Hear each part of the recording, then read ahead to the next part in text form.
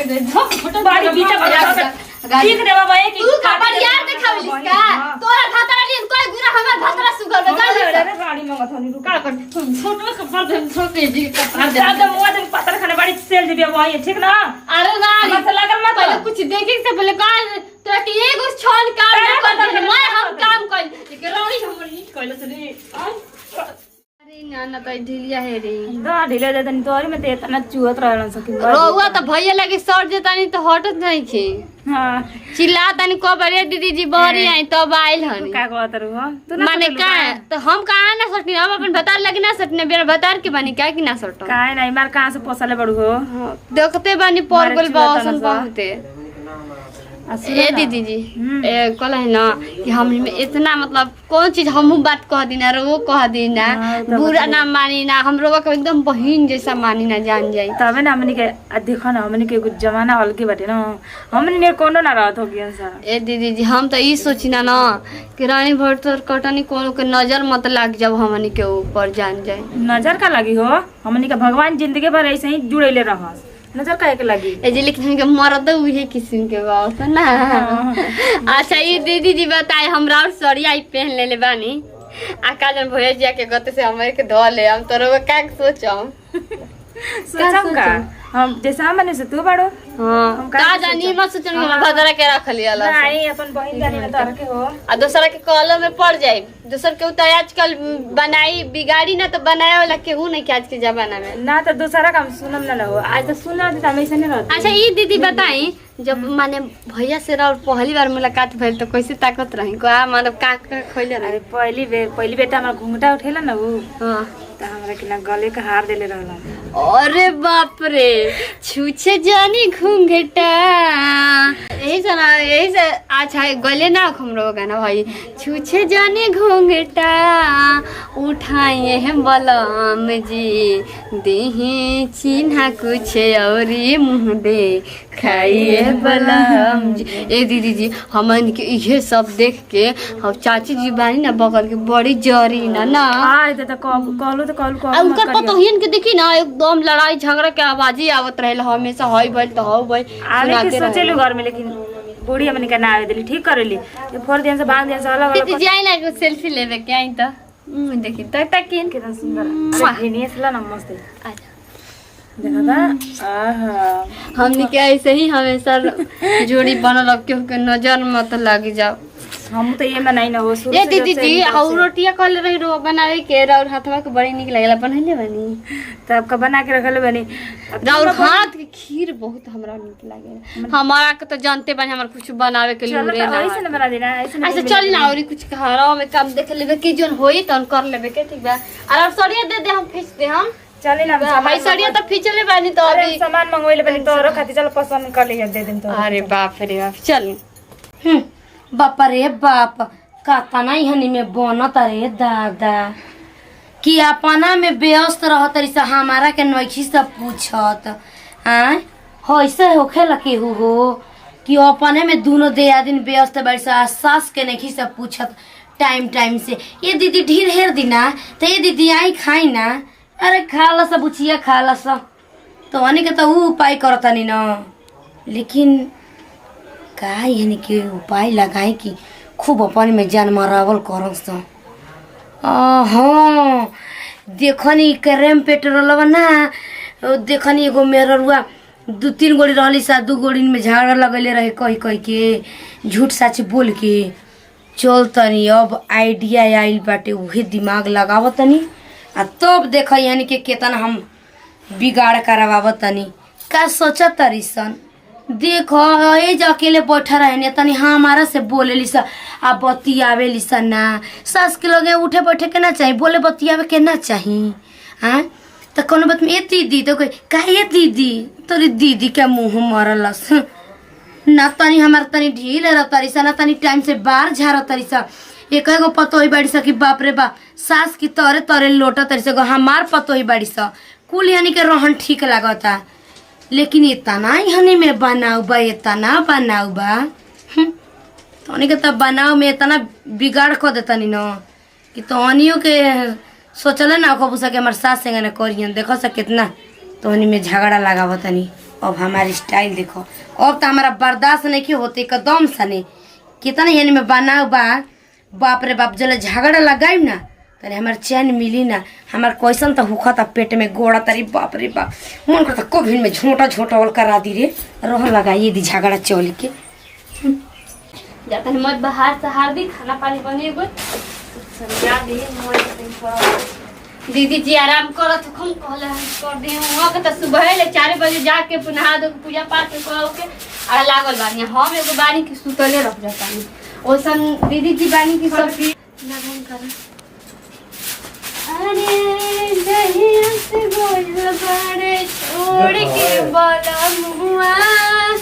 जहिया से गोइल बड़े छोड़ के बला मुआ छोड़ के बला मुआ कहना भी न कोई से जिया दुल्हन आप बैठो लागे ना झाड़ू कहां गए रही कबे के रो रे खोजत आता नहीं गए नहीं जानता रू उनका घरे गए रही तनी मनी माठा के खैल रतिया बना दे रहो जितना ती तो सब्जी की गैस से बना दे रहो तो गन आ जानते बन ना रो हम तीता खाई ना तनी में डाल देला हमें कोह तनी देखो माने हम ही तू ए जबानी जा ठीक ना एगो बात बाटे अब का करबू तू मानतनी कि जितना हेकर मोहिया बा उतने करो मोहिया बा तो दोनों जानी भाई हमार पतो ही बाड़ू तो दोनों जानी लोग तो उतने ना मोहिया रही। हां मम्मी जी लेकिन का करबू पर 2 बार बाड़ू यही से हमारा ना देखी गइल है जान लो तो सोचनी है ना का बाकी कुछ बात बाटे कि देखो ना तोहर में कितना झोटा झोटा और कराओ तू चिंता मत करो कुछ बात नहीं। अरे ना ये पछिया हुए कहतनी आ कि देखो 2 बार पातर बाबू हमारा दुख तोहार देखी नहीं खिजा आ तोहरे खातिर कहतनी इतना काहे काम करता रू हां अरे काम का बाटे खाली तल में दोनों टाइम खाना बनावे के बाद सुते के भाई है ना बा तनी हाथा काटा भी तो तनी काम धंधा करी तो ओकरी पर असर ना पड़ी आ तोहरी पर असर पड़ी तो मान ली अम्मा जी मान ली वहां के 2 साल आइला हो गए पहले वही के ना करत रही हम आइन तब हम ही ना करम पागल हो बोल दियल करो ठीक ना वो खातिर के हमारा के हम इतराज ना मानब हम बानी ना के जो होई तो हम संभाल ले बोल दियल कर आ कोनो बात के जवाब दे दियल कर बड़ बड़ी तो का माने कि एकदम से काम करत करत मुआ दिहन हां जैसे मतलब लेकिन हम सोची ना ना कि दीदी जी तनी हम करतन तो कुछ करवाइतिन तो वहां के मोबाइल चलाना तो हम छोड़ देना कि बंद करू कहती है ना कि हमने के सुतर नहीं जब मर्द मेरा न तो हुआ के झांकत रहे हे मम्मी जी कैसे कहत तनी उनकर तनिको कहे में उनकर बुझात हम ऐसे कह सकी ना हमर भातार नहीं खान ओकरा से कहियो मत ही हमारा से कहबे कहती न आ कि जान तनी हमने के सुतर रहतनी जना त यहाँ के झांके लागतिया आई और न त कही धइल रहलिए बैग में पैसा अलमारी पर तू कर ले बड़ू का आयो भगवान हमें एगो फुटनी कौड़ी होला उ ना छुई ना हुआ हम देले बारी को ले ले हमार फर्ज रहलो तारा से कह दियनी ठीक ना हां तनी ये बा कि छोट पतो हो तो छोट पतो में जानते बड़ू भाई तनी मोह तो रहबे करला तारा के हमार ज्यादा मोह लगेला कमजोर की वजह से वहां का हम अपन बहन से भी बढ़ के मानी ना ई ना जान कि दादा इतना गरियावती कहते कि छिनरी लुका लुका देखा घर से तारी मुहा बनी मन बेटा का छिनरी लुका के देखते हमर सुतल बैठल बताओ ई सब करे के चाही कहती है ना कि भगवान करस कि उनकर जिंदगी वही तरह लाग जाए वही तरह मर जा टीबिया रोगिया तारा के कहत रहबे सोच लो ऐसे कहतनी ना तो जाके अभी छोटे लसार के वहां के खूब पीटन जान जाए देखो अब हिसाबे किताब में बतिया कि हमार नाम न तवे जानता रू न त होखी न कि लुबुकी बाड़ी कह देता रे कितना मानत रही कि वो कैसे आने वैसा ली लेकिन पीठ पीछे पर छुरा भोकतनी में के चुपचाप रह कोनो बात है तो समझ लेतन हम जाता दलानी पर ठीक ना बड़ी मां कलन की रो बता जय हो भगवान जी जय हो भगवान जी हमर काम बन गई कितना मजा आइल ह देखो कैसे पहुंच दिया अभी तो टेलर है पूरा फिल्म बाकी बा बताओ हम ना जानते कि दीदी जी हमरे पे साथे ऐसे कर बताओ के भाई बाप केहू आवत रहे तो फटाक देके चाय पानी ले ले दौड़त रही एक कोले रही एक घर पे खड़ा होत रही बल्कि इतना पातर बारी तक का घर दुआर देख कोले रहत रही लेकिन दीदी जी ऐसे करब ऐसे सोच ले रही आज हमरा के पट्टी खुल गइल अपना दिन हम बंद रही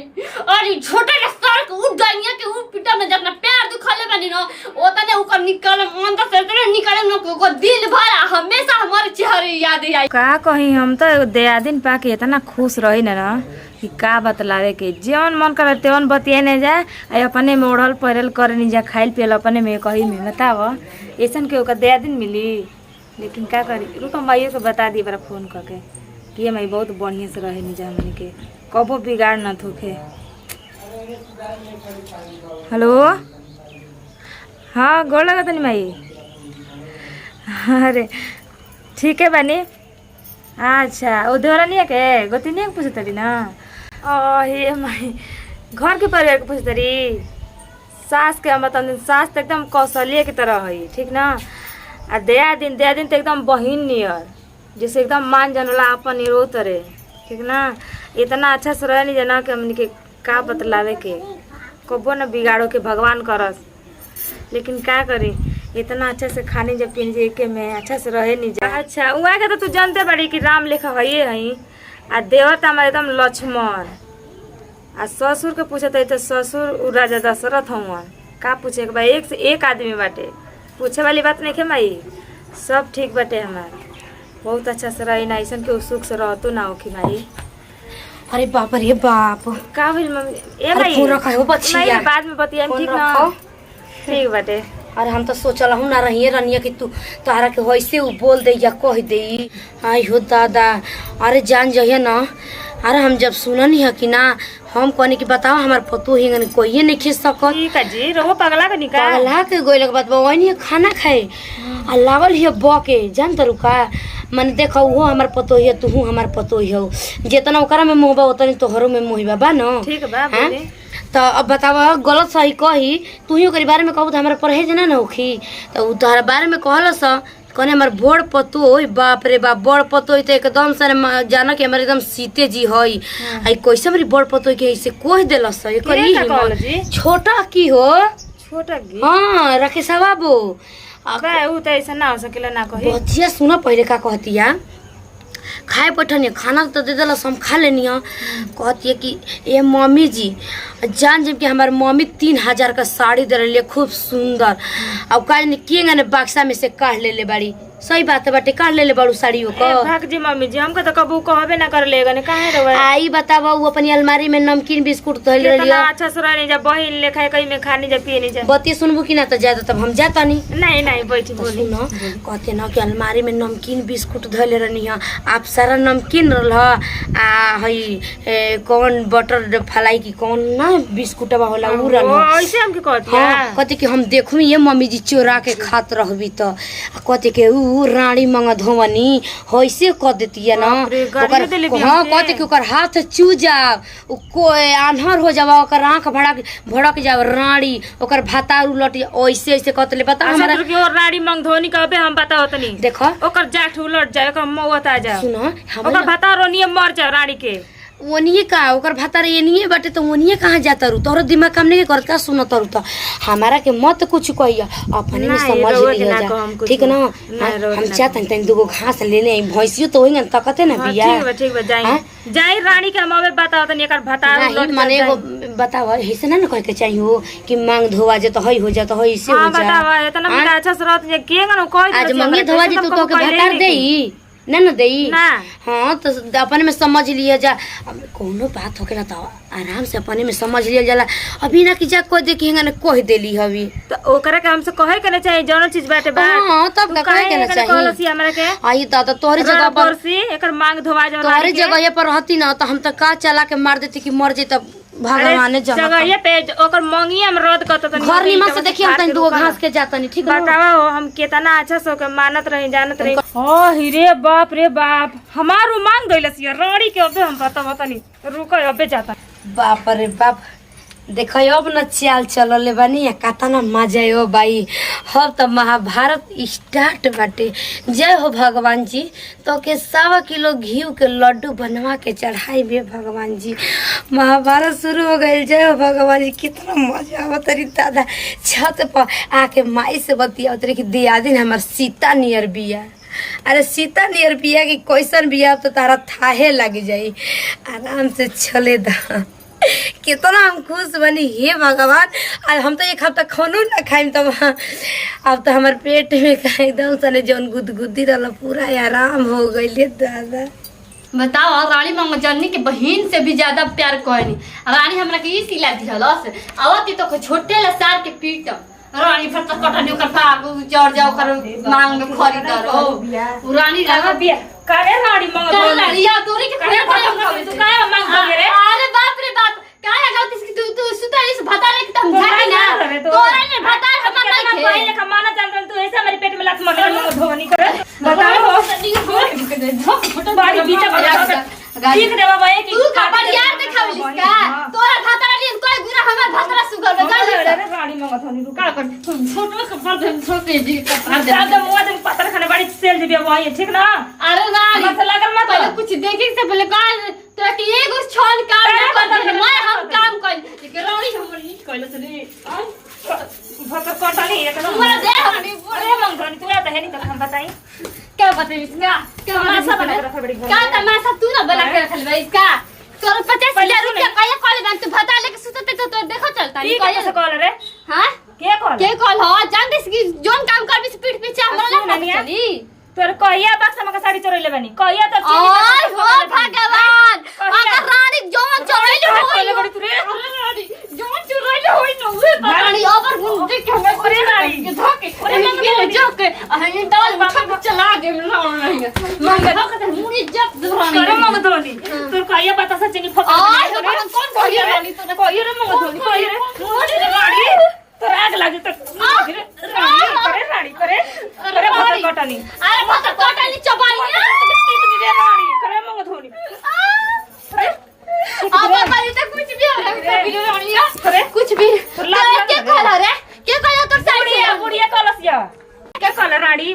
बुढ़िया कलसरी क्या कहल बरे ओय हो भगवान बुढ़िया कहना जा चुनर पर जवाब मुस्काई में आग लागो बुढ़ चोदानी के कमाला करे के ये कितना बड़े सम्मान जानता बुढ़िया तो हमारो को कहले हिया कि तू सुताइस भता ले